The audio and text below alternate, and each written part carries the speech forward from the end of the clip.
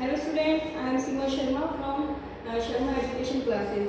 Last time हमने chapter read किया था द नेशन बिल्डिंग, जिसमें हमने क्या रीड किया था कि किस तरीके से हमारे उस टाइम के जो लीडर थे उन्होंने नेशनल बिल्डिंग किया तो उनके सामने कौन कौन सी प्रॉब्लम्स थी। उनके सामने एक यूनिटी की प्रॉब्लम्स थी कि किस तरीके से हमारे यहाँ बहुत ज़्यादा डिवर्सिटी होने की वजह से कि उस पूरे कंट्री को किस तरीके से यूनिटी में लाया जाए। सेकंड प्रॉब्लम क्या थी, डेमोक्रेसी, कि यूनिटी आएगी जब यहाँ पर डेमोक्रेसी होगी। डेमोक्रेसी जो है उसको लाने के लिए कई कंट्रीज ने क्या किया था, डेमोक्रेसी की बजाय क्या करा था उन्होंने कि डेमोक्रेसी बाद में लाएंगे, उससे पहले उन्होंने नेशन बनाया था। लेकिन जो हमारे लीडर थे उन्होंने कहा नहीं, पहले हम डेमोक्रेसी ही को फॉलो करते ही हमने नेशन बिल्डिंग बनाया। हमने सब यहाँ पर देख दिया लास्ट चैप्टर के अंदर। फिर हमने देखा कि बेसिस के लैंग्वेज बेसिस बनाकर हम लोगों ने क्या किया, अपनी यूनिटी बनाई और सभी स्टेट्स को लैंग्वेज के बेस पर ही हमने डिस्ट्रीब्यूट कर दिया था। ठीक है, तो उस टाइम पर जो हमारे लीडर थे उनके सामने क्या क्या प्रॉब्लम्स आई थी वो हमने रीड की थी। अब नेक्स्ट चैप्टर है हमारा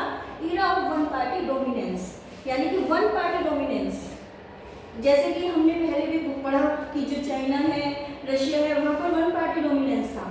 लेकिन इंडिया का वन पार्टी डोमिनेंस तो वहाँ पे जो चाइना के अंदर है, रशिया के अंदर है, वो जो डोमिनेंस था उसमें और इसमें बहुत ज़्यादा अंतर है, बहुत ज़्यादा डिफरेंस हमें देखने को मिलता है। ठीक है, जिस टाइम हमारा कंट्री इंडिपेंडेंट हुआ उस टाइम पर हमारे सामने कौन कौन सी थी, challenge of nation building that confirm the country right in the beginning, यानी कि चैलेंज ऑफ नेशन बिल्डिंग जो सबसे बड़ी प्रॉब्लम थी जब हमारा कंट्री जो है फ्रीडम हुआ था, इंडिपेंडेंट हुआ था। तो साथ साथ भी उन्होंने बहुत सारी प्रॉब्लम्स को फेस किया था। साथ साथ ही जो कंट्रीज थी, जो हमारे साथ अदर कंट्रीज जो हैं वो इंडिपेंडेंट हुई थी, तो उन्होंने ये डिसाइड किया था कि हम डेमोक्रेसी को फॉलो ना करते हुए हम अपना नेशन को ही बिल्ड करेंगे।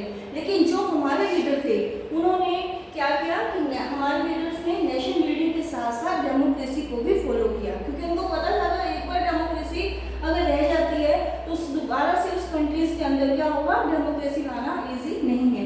उस टाइम पर जो न्यूली इंडिपेंडेंट कंट्रीज थी वहाँ पर क्या थी, वहाँ पर जो मिलिट्री थी या फिर जो उनके लीडर्स थे उन्होंने ये डिसाइड किया कि हम जो डेमोक्रेसी है उसको बाद में लाएंगे, after some time they will come, otherwise. लेकिन इंडिया ने जो है इस जो डिफिकल्ट पार्ट था कि हमने डेमोक्रेसी को ही फॉलो करना है, उस चीज को उन्होंने फॉलो किया।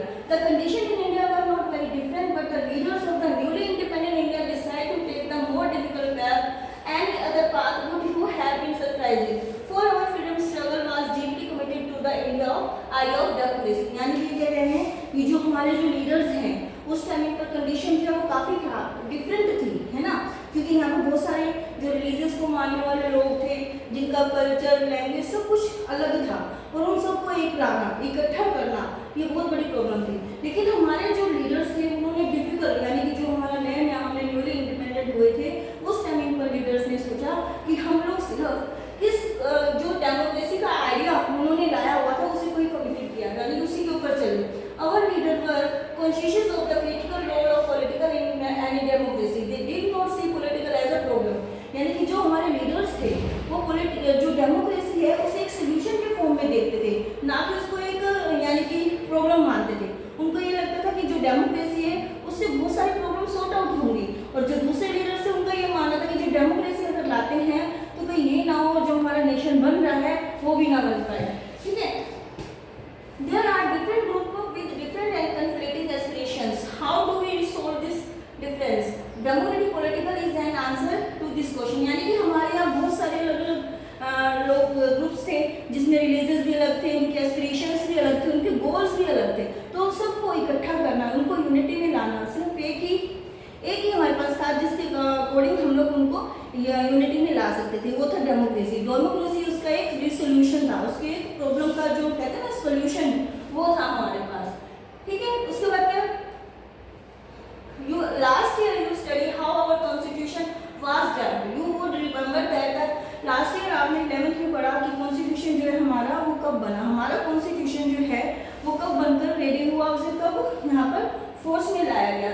26 नवंबर 1949 को हमारा जो कॉन्स्टिट्यूशन है वो बनकर रेडी हो चुका था, और 24 जनवरी 1950 and it's come into effect on 26 जनवरी 1950। यानी कि 24 जनवरी को इस पर साइन किए गए थे और 26 वो इसको इफेक्ट यानी इसे फोर्स में लाया गया था। At that time the country was being ruled an interim government. It was not necessary to install the first democratically elected government of the country. The constitution had laid down the rules.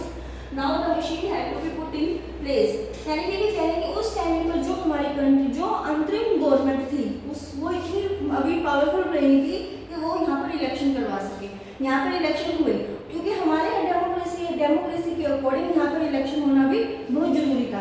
जब first election यहाँ पर किए गए तो first election जो है वो हमारे जनवरी 1950 में इलेक्शन कमीशन जो है हमारा जनवरी 1950 में आया, एस्टेब्लिश किया गया। और सुकुमार सेन यानी कि सुकुमार सेन जो थे वो इनके फर्स्ट चीफ इलेक्शन कमिश्नर जो है वो बने। ठीक है, हमारा इलेक्शन कमीशन कब बना 1950 और उसके फर्स्ट जो election commission chief election commission जो थे वो थे सुकुमार सेन। ठीक है, the country first general election were accepted sometime in 1950 itself यानी कि 1950 में जो है ना हमारे जनरल इलेक्शन जो है ना वो शुरू हुए। But the election commission discovered that it was not going to be easy to hold a free and fair election यानी कि जो इलेक्शन है उस टाइमिंग पर करवाना और उनको फ्री और फेयर यानी कि बिल्कुल साफ सुथरे ढंग से इलेक्शन करवाना वो इतना इजी नहीं था। क्यों? क्योंकि इलेक्शन करवाने के लिए हमें पूरी पब्लिक का यानी हमारे यहाँ कितनी पॉपुलेशन है उसके बारे में बताओ लीजिए, पूरी एक लिस्ट जो है वो प्रिपेयर की जाती है। तो उस टाइम पर कुछ टाइम के बाद लिस्ट भी प्रिपेयर की गई, लेकिन उस लिस्ट में हमने क्या देखा कि उसमें बहुत सारे ऐसे थे पर्सन जो नहीं आए यानी कि 40 लाख के नियर अबाउट जो महिलाएं थी खास करके वुमेन्स जो थी वो इसमें अपना वोट नहीं दे पा रही थी। वो किस नाम से जुड़ी हुई थी? फलां की बेटी, अमला की बेटी, इस नाम से जो है उनको लिया गया था। तो इसीलिए उस इलेक्शन को क्या किया गया, उस इलेक्शन को खारिज कर दिया गया यानी कि उस इलेक्शन को माना नहीं गया। फिर दोबारा से एक इलेक्शन जो है ना एक कमेटी बनाई गई, उस कमेटी ने प्रॉपर वे में एक लिस्ट प्रिपेयर की और उस लिस्ट के अकॉर्डिंग जो है ना उस टाइम पर इलेक्शन हुए। फिर जो उस टाइम पर इलेक्शन हुए उसमें 30 जो है 17 करोड़ एलिजिबल वोटर्स यानी कि 17 करोड़ तो एलिजिबल वोटर थे जो वोट दे सकते थे क्योंकि एक उस टाइम पर 21 ईयर जो है ना वो वोटर मानी गई थी। वोटर की जो एज है कि कितनी होनी चाहिए 21 ईयर्स। आफ्टर सम टाइम जो है ना उसके बाद चेंज किया गया था और 18 ईयर्स जो है ना उसको बनाया गया था। उससे पहले सबसे पहले जो डेट थी ना हमारी वोटर यानी कि वोट डालने की वो थी 21 ईयर्स। आफ्टर सम टाइम इस डेट को चेंज कर दिया गया था कि इतना ईयर्स का होने पर ही पर्सन जो है ना अपना वोट डाल सकता है और वो बनी थी हमारी 18 ईयर्स। तो 17 करोड़ मेंबर्स जो थे वो एलिजिबल थे, 3200 एमएलए थे जो डिसाइड किए गए थे और 489 मेंबर ऑफ लोकसभा के मेंबर थे। Only 15% of these eligible vote were literate यानी कि जो 15% लोग जो थे ना उन्होंने ही वोट दिए। Therefore, the election commission had to think of some special method of voting. The election commission trained our 3 lakh officer and polling staff to conduct the election. यानी कि हमारे इलेक्शन कमीशन ने क्या किया, कुछ लोगों को क्या किया, कुछ लोगों को उन्होंने ट्रेन किया वोट लेने के और उन्होंने कितने लोगों को ट्रेन किया 3 lakh officer and polling staff to conduct the election ताकि जो हमारे यहाँ इलेक्शन जो है वो कंडक्ट हो सके। ठीक है, it was not just the size of the country and the electorate that made this election unusual. The first general election was also the first big test of democracy in a poor and illiterate country. यानी कि जो ये first election हुआ ये बहुत बड़ा एक checking था, मतलब कि डेमोक्रेसी को चेक करना था कि इतने गरीब और इतने अनपढ़, जहाँ पर अनपढ़ भी बहुत ज़्यादा लोग थे और गरीब भी बहुत थे, उनका इलेक्शन करवाना कि वो कहाँ तक सक्सेस होता है।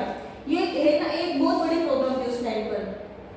Till then democracy had excited only in the provincial country क्योंकि उस टाइम पर जो इलेक्शन था ना डेमोक्रेसी वो सिर्फ जो रिचेस्ट कंट्रीज थी वही था। यूरोप की कुछ कंट्रीज में क्या था कि जो वहाँ की फीमेल्स थी उनको वोट डालने का बिल्कुल भी राइट नहीं दिया गया था। ठीक है, लेकिन हमारे इंडिया के अंदर यूनिवर्सल अडल्ट फ्रेंचाइजी थी यानी कि हमारे इंडिया के अंदर सबको वोट डालने का राइट था। ठीक है, तो उसके बाद क्या कह रहे हैं कि कई जैसे कि हम हमारे यहाँ वोट डाल रहे थे तो कई लोग जो थे कई लोग हमारे क्रिटिसाइजन कभी कर रहे थे। क्रिटिसाइजन कौन कर रहा था? जैसे Organiser as a magazine wrote that Jawaharlal Nehru would like to confuse the failure of universal adult franchise in India. यानी कि कह रहे हैं कि अब जो राहुल कौन है जवाहरलाल नेहरू है वो अपनी आंखों से देखेंगे कि अनफेयर होते हुए, यानी कि अनसक्सेस होते हुए, कि उनका जो डेमोक्रेसी का एक सपना है वो किस तरीके से टूटता है। ये किसने बोला? ऑर्गेनाइजर, एक मैगजीन, जिसने एक ऑर्गेनाइजर है जो मैगजीन के अंदर उन्होंने ये सारी चीजें लिखी। The Indian civil services claimed that a future and more enlightened age will view that astonish the absurd force of recording the vote of million of illiterate people। ये करेंगे एक IAS ऑफिसर है, उन्होंने भी कहा कि अब हम देखेंगे कि किस तरीके से बहुत ज़्यादा बेवकूफ़ और अनपढ़ लोग किस तरीके से वोट देते हैं और अपनी मूर्खता को यहाँ जाहिर करते हैं। ठीक है, the election had to be postponed twice and finally held from October 1951 to February 1952, यानी कि जो हमारे इलेक्शन है वो 1952 टाइम करवाए गए, 1951 अक्टूबर से लेकर 1952 फरवरी तक हमारे इलेक्शन चले। ठीक है, जिसके अंदर 6 month of the comparison polling and counting to be completed, यानी कि 6 मंथ लग गए उनके कंपेयरिंग करने में, उनकी काउंटिंग करने में और पोलिंग बूथ पर प्रिपेयर करने में। इलेक्शन और competitive, there were an average more than 4 candidate for each seat, यानी कि हर जगह से 4 कैंडिडेट ही क्या थे? खड़े थे और उन्हीं को ही क्या करना था? वोट डालना था।